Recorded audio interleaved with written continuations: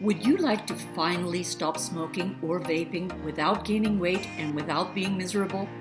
I have a better than 80% success rate. Let me teach you how.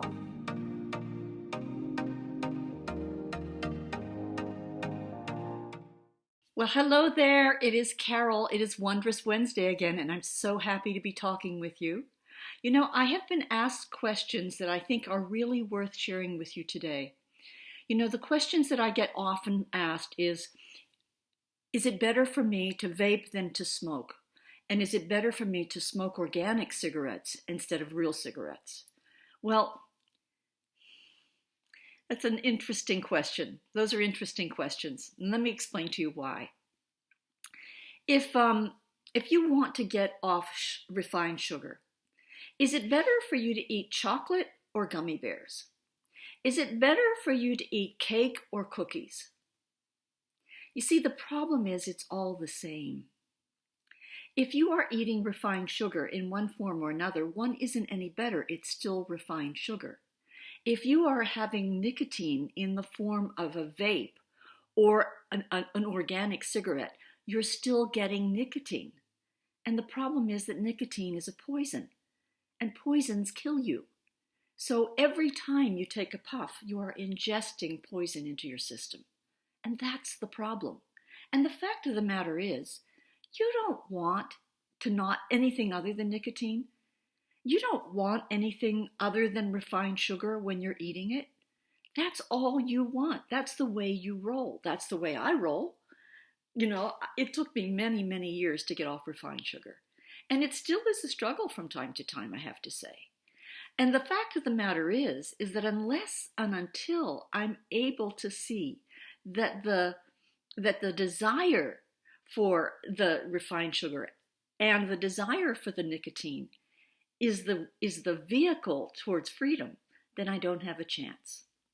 So here's what I suggest that you might want to consider when you're stopping smoking or stopping vaping. Substitutes are a shell game. They're just going to give you nicotine in another form, but you're still going to be hooked on nicotine. And that is the problem. Now, I don't know if you've heard of Ben Hardy. He's a kind of a hero of mine. Let me put it that way.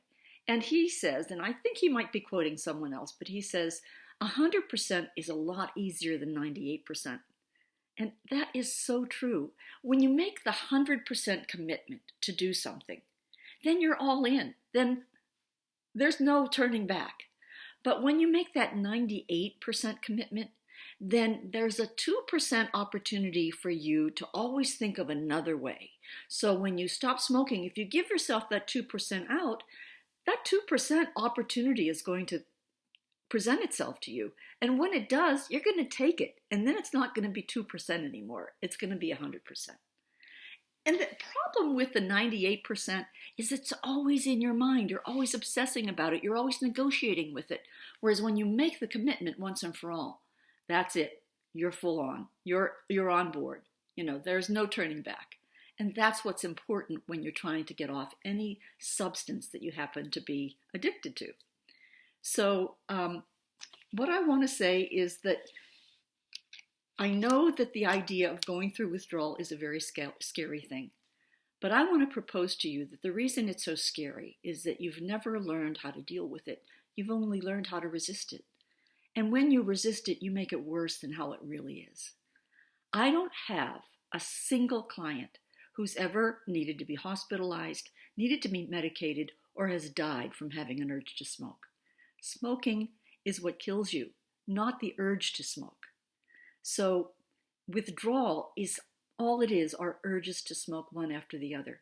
And there is an arc to it. Once you get through the worst of it, it will never be that bad again. I will help you walk through it.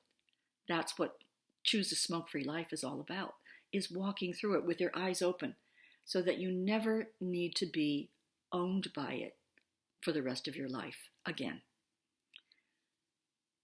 I would love to work with you. Give me the opportunity.